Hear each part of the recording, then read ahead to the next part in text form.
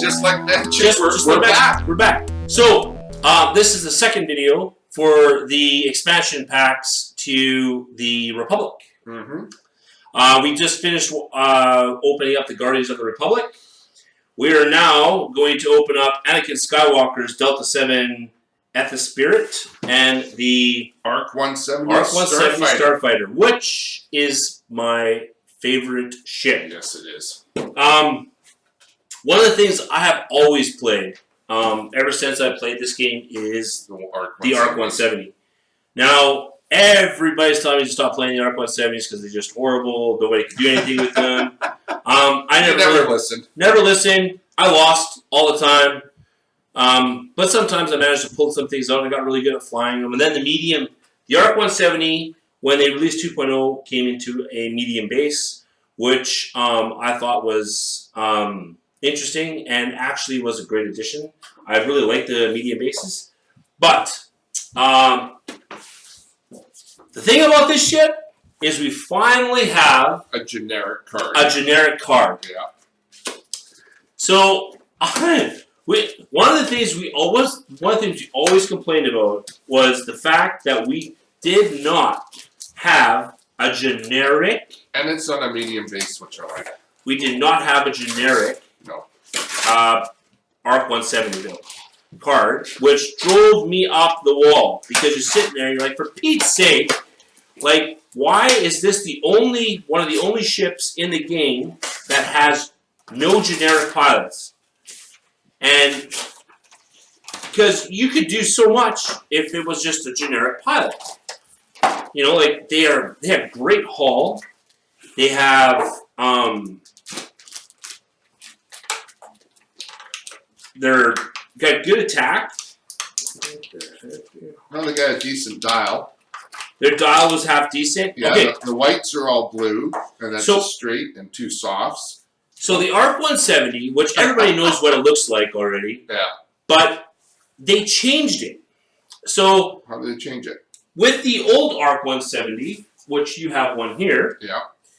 The wings have been worn out a little bit on the one sides. One side's gray, and one side's red. Yeah, they've aged it. They've aged the one that you play with the Rebels, where this is the newer one that the clones drive, where it's a lot more shinier, right? So it looks a lot more beat up in the Rebels version, where the Republic's version, it's like a brand new ship. Yeah. It also has the Republic logo on both sides of the wing, where the Rebel one has the Rebel logo on it. So the ship itself it looks the same, but is not the same as. The difference is the fact that one looks a little bit more weathered than the other does. So, pilots for this lovely. Oh yes, I will talk these first. Oh. Every 2.0 box now comes with pre-made builds. These builds are different than what you could actually build with the ships. So FFG has made these for you to play these out for when you're doing some kind of a version of it.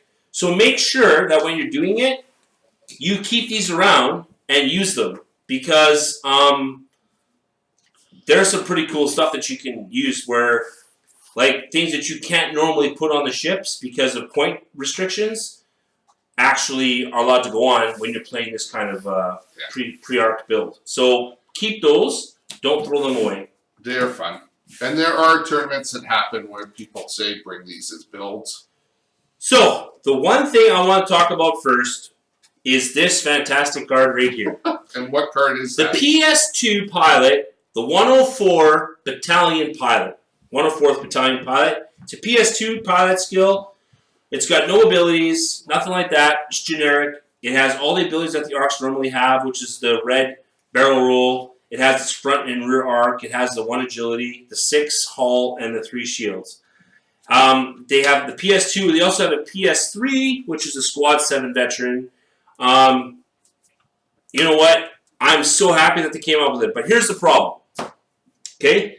I was excited about opening up the package and getting it done and starting to play them. But every other ship whether it's one ship or two ships, always has more than one generic pilot card. Well, this one has 2.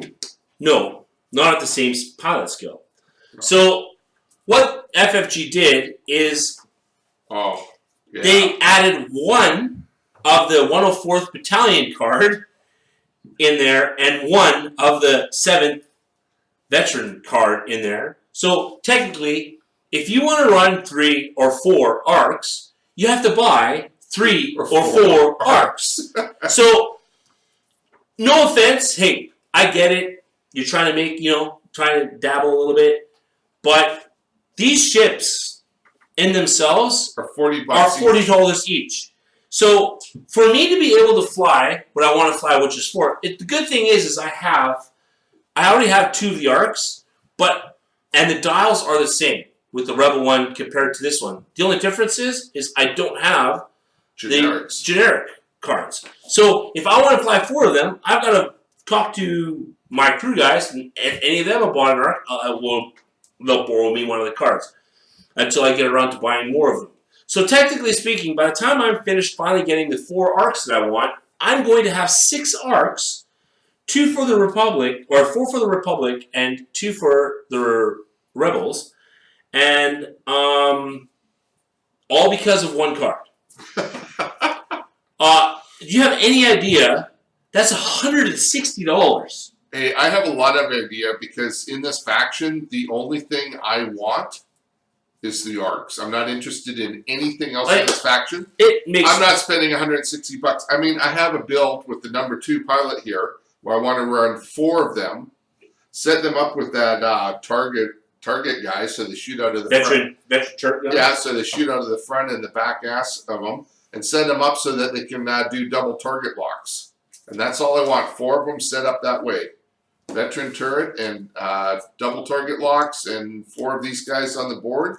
I know I'd have a good time, but $160, that's just, that's painful.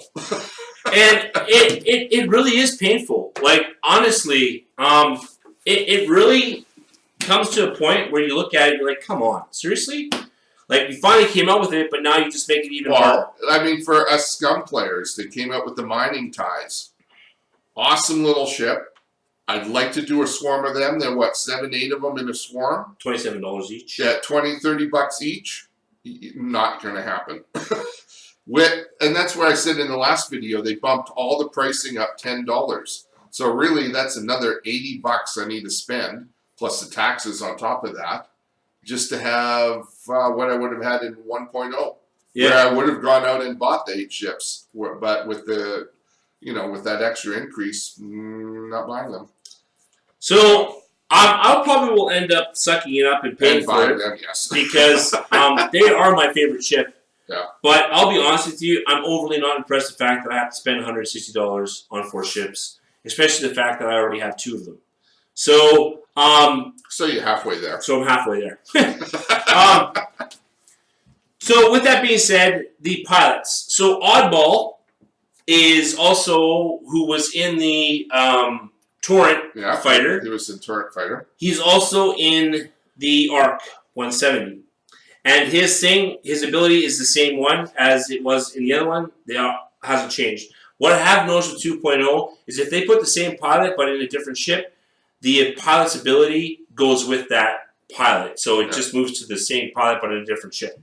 So after you fully execute a red maneuver or perform a red action, if there is an enemy in your bullseye, you may acquire a lock on that ship.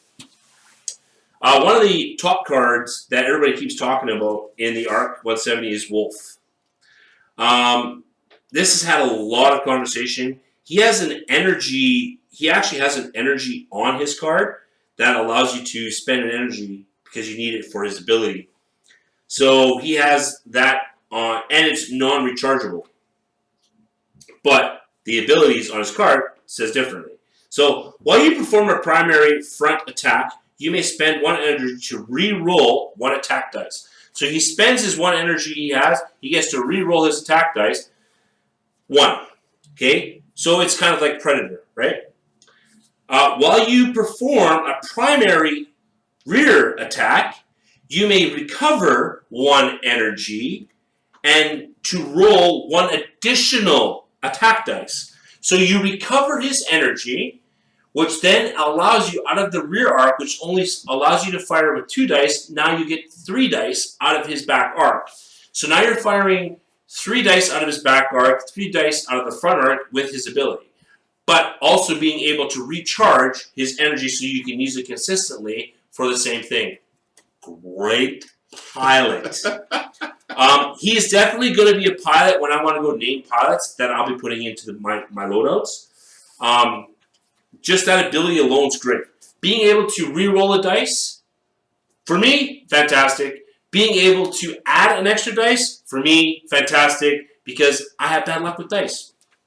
Yeah, actually, he's a good card. And he's a 4 pilot, too. And he's a 4 pilot. So, I've talked about those 2. I'm going to let you talk about the other 2. Oh, sure, the little pilots, the number 3s. Yeah, but they have pretty cool abilities. Yeah, well, we got Sinker. Sinker. Yeah.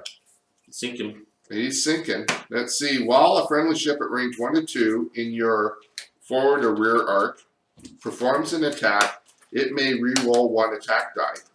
So he's a good law support guy. Yeah, he's pretty cool. Yeah. And then you got Jag. Jag's a good. Jag's a good name. Jag's a good pilot name. Yeah, it's definitely a good name. Yeah. After a friendly ship at range. What are you opening? I'm just opening up the other one as you're talking. After a friendly ship at range 1 to 2 in your rear and front defends, you may acquire a target lock on the attacker. So you go 1 route, get a handout, what is it? Reroll at 1 attack die, the other one gives you, well, if you get a target lock, you can reroll a lot of dice. Yeah, so there's a lot of benefits to, Any good upgrades? You got synchronized console. They have added How do you have Chancellor Palpatine? So, as everybody knows, if you've watched Clone Wars, Chancellor Palpatine is a bad guy. Yes, but he's also a good guy in the Republic, because he's the head Chancellor of the Republic, right? So you have him. Now, if you give me the Palpatine card, I'll show you something about him. Where he flips over. Yes, so on one side you have Chancellor Palpatine, and on the other side you have Darth Sidious. Chancellor Palpatine's card is pretty good. He does have 1 force, and he has a purple coordinate. So you have to use his 1 force to activate his coordinate, right? So you spend his force, he coordinates somebody. Equip this side face up. So during setup, you would put Chancellor Palpatine face up. He's the first guy that you use. After you defend, if the attacker is at range 0 to 2, you may spend 1 force. If you do, the attacker gains 1 stress token. During the end phase, you may flip this card. So, on the Republic side of the card, he allows you to give a stress token to the attacker that attacks you with him spending his force. If you wish to transfer this card over, you can no longer flip the card back. Okay. So once he's turned to Darth Sidious, he's Darth Sidious. That's it. He doesn't change. So after you perform a purple coordinate action, the ship you coordinated gains 1 stress token, then it gains 1 focus token or recovers 1 force. So the Darth Sidious side I find is a lot better than the Chancellor Palpatine side. Well, naturally. But because of the fact that the ability is that he still purple coordinates, he gives a person a stress token, but then it gains a focus token or recovers a force. So if you coordinate a Delta 7, now they get to reach, because some of the skills doesn't allow you to regenerate your force right away, right? It's not like Luke Skywalker where every time he gets hit, he gets to regenerate. So he allows you to regenerate force on Darth Sidious side. But keep in mind, if you use him, he's also expensive. If you use him, once you turn to Darth Sidious, you cannot turn him back to Chancellor Palpatine. Again, why would you want to? Again, some people would. He starts off on the wrong side. If you're understanding, he gets on the right side. So what else do they give you? A veteran tail gunner, more synchronized console, obviously something they're pushing. Dedicated. Clone Commander Cody. Yeah, he's pretty cool, He's actually. pretty cool. Just I don't even know what he does, but I love Commander Cody. Well, read him. After you perform an attack that missed, if one or more of the hit or crit results were neutralized, the defender gains 1 strain token. So even though you shot the hell out of him and for some stupid reason he evaded it all, you still stress him. So the next strain him. So the next guy who shoots at him, he rolls 1 less defense. So that's pretty cool. Did you go over the R4 P44? We did the not. last one? Nope. Another droid. After you fully execute a red maneuver, if there's an enemy ship in your bullseye, gain 1 calculate token. So that's not too bad. That's kind of a 50-50 shot, but not too bad. And this one, 7th Fleet Gunner. Yeah, that's really good, actually. I like the 7th Fleet Gunner. The 7th Fleet Gunner is really good. Well, let's see. While another friendly ship performs a primary attack, if the defender is in your firing arc, you may spend 1 energy, and you only get 1 energy with it. If you do, the attacker rolls 1 additional die to a maximum of 4 die. During the system phase, you may gain 1 disarm token to recover it. Yeah, that could be useful. Yeah. I don't know. Depends how heated the battle is, but I could see that being useful. So, that's what's in your ARC 170 box, and you get your normal goodies in it. Right? You got your cardboards, your The tokens, and all that I stuff. noticed they were way more free with the shield tokens. Yeah. With these new sets. The Guardians of the Republic one actually only had 3 shield tokens in it. Did it really? Yeah. A whole bunch of my on the So good guy side. there has been some, but they're extremely free with the energy tokens. Like the Guardians of the Republic pretty much had a whole quarter of the punch-out sheet was energy tokens. I got so many energy tokens now I don't need anymore. The next one that we're talking about is the Delta 7 Aether Spirit, which is Anakin's ship. So if you've ever watched Clone Wars, Anakin flies the gray and yellow Delta 7 Jedi fighter. This thing's pretty quick. Yeah, and just so you know, again, you have your pre-builds in here. Don't lose them. Hold on to them because there's tournaments that sufficely run with these. And these allow you, once again, there's things, when you look at these cards, there's things on these cards that you are not allowed to load out onto the actual, when you do it yourself. So there are special cards. Don't. Yeah, I didn't look at the dial when we opened up Guardians of the Republic for these things, but No, this thing, it's because I want to go over the dial a little bit on this one. Yeah, it's 5 straight, but it has a 5K turn. Yeah. That's pretty sweet. 4 straight or a 4K turn. Yep. They're very maneuverable. The dial's a lot like a defender. They're actually more like an interceptor. You think so? They're supposed to be classified more along the lines of the interceptor. It's their brother ship is kind of like the interceptor. Yeah. Yeah. Well, they got a good dial on them. I'll say that. So What goodies do they got? I'm going to go over over the upgrade cards just quickly because we've already talked about them. So in the Delta 7 one, you get the one battle meditation card. Which you had in the box set. You get a brilliant evasion. You had in the box set. You get a calibrated laser targeting. Yeah. Box You set. get another Delta 7B. Yeah. And then you have the R3, and then you have an R4P Astromech, which are all new Astromechs. So the upgrade cards in the Delta 7 ship is very minimal, but they're all recopies of the stuff that you already have. Okay, what about pilot cards? Pilot cards. Well, so, obviously there's one. we all know the one card that everybody's talking about, Anakin Skywalker. So, Anakin's a Pilot 6. He has 3 Force. His ability is as follows. After you fully execute a maneuver, if there is an enemy ship in your front fire arc at range 0 to 1, or in your bullseye, you may spend 1 Force to remove a stress token. So, if you're flying with Anakin and one of your other ships, like your arcs, something like that, have ended up getting stressed, he can technically take that ship and stress it, remove a stress token. I think that's the way it is. If there's an enemy ship, Yeah, if there's an enemy ship in his arc, you can remove a stress token.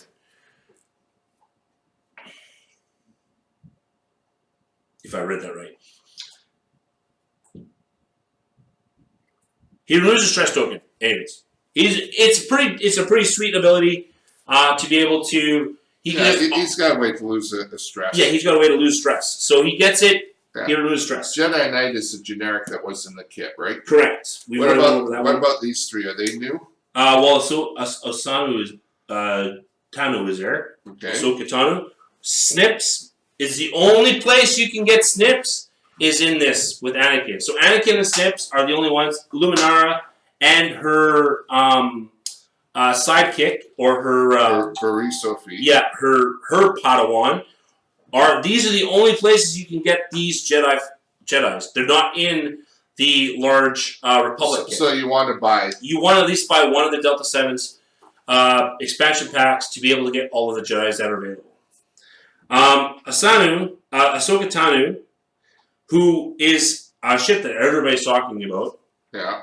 Her ability is, after you fully execute a maneuver, you may choose a friendly ship at range 0 to 1 and spend 1 force. That ship may perform an action even if it is stressed.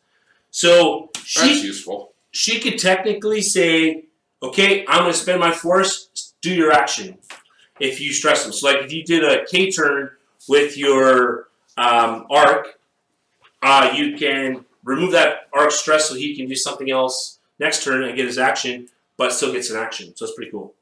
So it's continued on. The big part of this faction is basically covering each other's asses. Pretty much. Yeah. Barriss Offer, which is the Padawan of Luminara. Her ability is, as well, a friendly ship at range 0 to 2 performs an attack. If the defender is in its bullseye, you may spend 1 force to change 1 focus result to a hit result, or 1 hit result to a crit result. So she is like a hammer, like an upgraded attack vessel, pretty much. So what she can do is just like, okay, you roll your dice. I'm going to spend a force. You're in my bullseye.